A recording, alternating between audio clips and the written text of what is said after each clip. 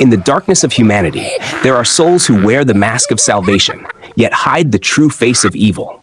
A kind-hearted doctor whose warm smile conceals a nightmare beneath his white coat. A forgotten clown laughing to bury the madness consuming his mind. And a shadowy figure with an axe haunting the rain-soaked streets of New Orleans. These are not legends, but 3 terrifying true stories of serial killers that shook the world. Please see the detailed content of the 3 stories. The story: The Axe Murderer. in New Orleans. New Orleans, 1918. This southern American city is still in the humid heat of summer, where narrow streets are bathed in yellow lights and jazz music blares from small bars. The people here will never forget the name that has kept them awake for months: the Axe Murderer. The nightmare began in May 1918, with the death of Joseph and Catherine Maggio. They were attacked in their own home while they slept. The weapon was not from far away, it was an axe in their own house. The police found them both lying on their beds, their throats almost severed from their bodies, their heads smashed by brutal axe blows. Strangely, the house had not been ransacked, and the money and jewelry was still there. This was not a robbery. He had come to kill. Nothing more, nothing less. While the police were still confused, people began whispering about a madman, a demon in human form, wandering the night with an axe in his hand. Less than 2 months later, he struck again. Louis Bisuma, an Italian grocer, and his lover, Harriet Lowe, were hacked to death in the back bedroom of their store. They survived, but were badly injured. Louis said he did not see his attacker clearly, but remembered the sound of wood cracking and the cold feel of the axe blade on his skin. When Harriet regained consciousness, she said, he was a big white man with red eyes. In August of the same year, Anna Schneider, a pregnant woman, was attacked while sleeping. She was beaten unconscious by a metal object. The scary thing was that the police found a bloody axe left right in front of the door. As in the previous cases, nothing was stolen. Police began to notice a chilling pattern. He broke in through the back door or window, often using the victim's tools. Never carried a personal weapon, never stole anything, and most of his victims were of Italian descent, especially small grocery store owners. People began to fear. New Orleans was no longer a city of joy. The letter appeared on the front page of the newspaper. The whole city was shaken. People did not know whether to believe it or not, but fear overcame reason. In March 1919, the case culminated in the tragic death of a child. Police noticed a creepy pattern: broken doors, axes from the victims, and all of them being of Italian descent. At this time, the Times-Picayune received a letter signed the Axeman. "I am a soul from hell. I love jazz," he wrote. "On the night of March 19th, I will walk around the city. Anyone who plays jazz will be spared. Throughout the town, bars, restaurants, neighborhoods, Jazz music will be playing loudly. The band will play all night. People will turn on the radio, sing, dance, and even go out into the streets to drive away the god of death that night."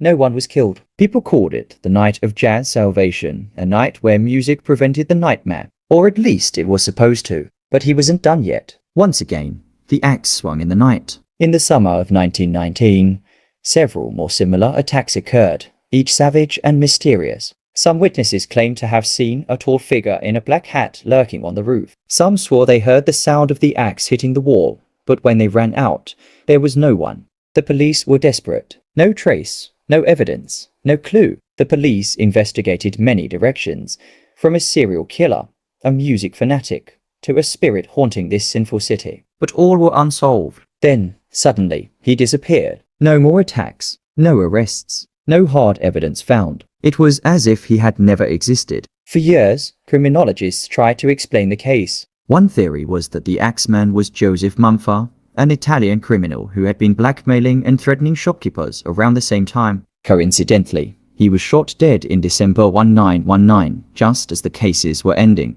But the police never proved the connection. Many others believe he is a spirit, the demon of New Orleans. MTTHKTI Quay.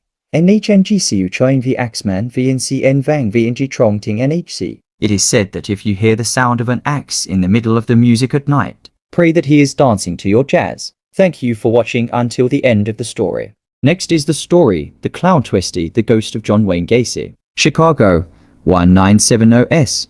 The suburban streets are bathed in a dim yellow light. Children's laughter rings out at birthday parties, and there, always present, is a man in a colorful clown costume. a painted smile stretching from ear to ear. He calls himself Poco the Clown, bringing joy to every child in TH. Amidst the glittering circus lights and children's laughter, a nightmare is lurking. People called him Twisty, the clown who brought laughter wherever he went. But behind the white makeup, there was a face that no one dared to look at for long. He used to just want to make people laugh.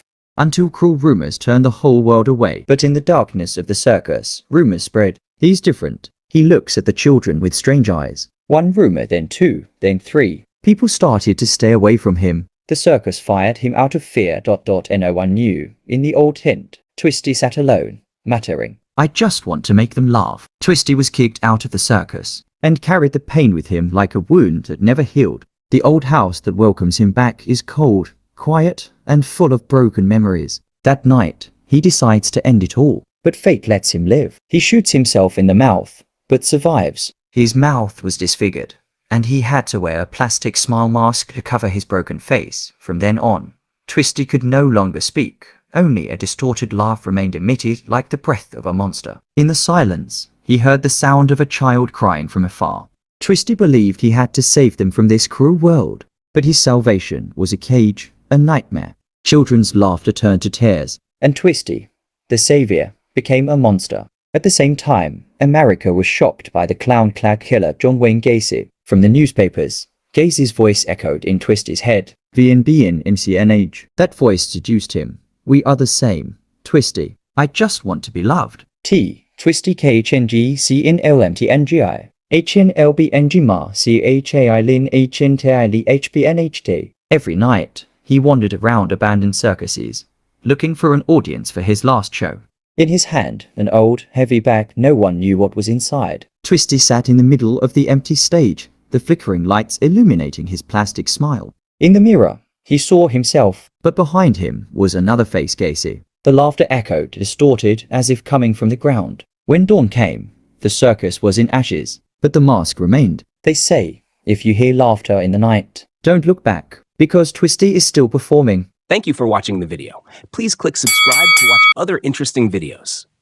Story, Dr. Thredson, an angel in devil's clothes. In the dim light of Briarcliff Psychiatric Hospital, Dr. Oliver Thredson was seen as kind, intelligent, and dedicated. He spoke of humanity, of new treatments that would help patients recover their humanity, but behind that gentle face was a dark, sick, and disgusting self. Thredson is not just a doctor. He is a hunter of human pain. When night falls, he takes off his white blouse to reveal the true face of Bloody Face, a serial killer who uses human skin as a mask and turns the bodies of his victims into artistic decorations in the basement. And now for the details of the story. In the world of madmen who is truly insane, the patients in mental hospitals, or the person in the white coat who is treating them. Briarcliff Hospital, where the light of medicine shines, but also where darkness resides. Dr. Oliver Thredson, the face of compassion and knowledge. But behind that gaze is a broken soul. As a child, Oliver Thredson was a lonely child. He grew up without a father, living under the harsh education of his mother, a woman who was devout and obsessed with purity. She said, all women are unclean, only I am pure. And in the eyes of that child, mother is not only the person who gave birth to him, but also the only world that is trustworthy. When she died, that world collapsed. Thredson could not accept the fact that his mother was gone. In his twisted mind, love and lust mixed together into a toxic mixture, making him believe that he could revive his mother by recreating her from other women. An obsession began to grow, smoldering like an incurable tumor. Years later, Oliver Thredson became a psychiatrist. He assumed the appearance of a benevolent man, using his knowledge and reassuring voice to reach out to the wounded souls. But at night, he transformed into something else, and in the darkness of his mind, he began to conduct his own experiments. The operating room became a testing ground for demons. He sewed skin, assembled flesh, searching for the shape of the perfect mother. Then one day, when no one was looking, he disappeared with a female patient. And no one found her, and no one suspected anything. In Briarcliff, disappearances were commonplace.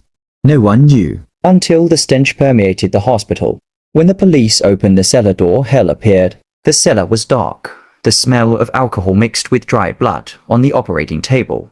Surgical lights shone down on the cold, stiff body. The scalpel gleamed. The sound of the blade touching the bone rang out like a gentle song. The human skin faces are hung in rows, carefully arranged like a collection. In the middle of the room he sat there, smiling with the skin mask on his face. When he was arrested, he said, "I only helped them. They were no longer suffering." His psychiatric record showed he was completely sane. But he lacked one thing, a moral boundary. In his diary, he wrote, "When they die, I free them from pain." This character was inspired by Ed Gein, a real-life murderer in America. Gein used to make objects from human skin and said, "I just want my mother to stay." Thredson is the embodiment of something terrifying, evil in the guise of kindness. Sometimes the devil has no claws, but wears a white blouse. Dr. Thredson, an angel in a devil's coat. Thank you for watching the video. Please click follow to watch other interesting videos.